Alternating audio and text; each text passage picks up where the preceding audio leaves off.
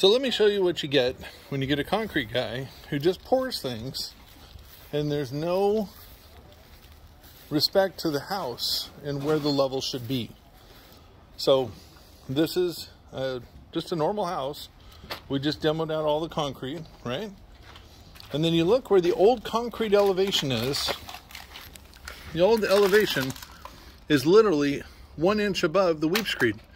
This is the weep screed all the way across, and that's where the actual wall breathes.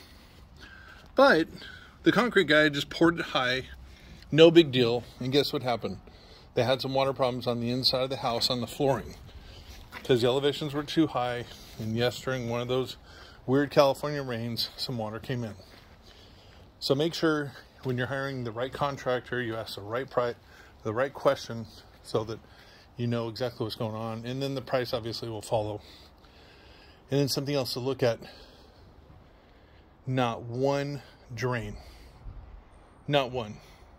1,000 square feet total back here, not one drain. So make sure you have the right drainage, the right installation, so that you don't have problems.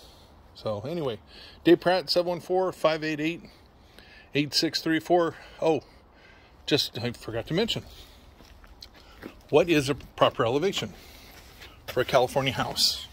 So the proper elevation for the weep screed should be, at the worst case scenario, highest 1.5 inches, but normally 2 inches below the weep screed, so that this section right here has the ability to breathe with the house.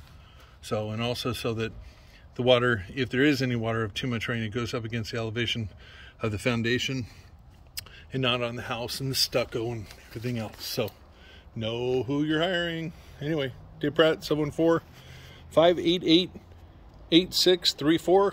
I'm out. By the way, subscribe to me on YouTube. Press the button, please.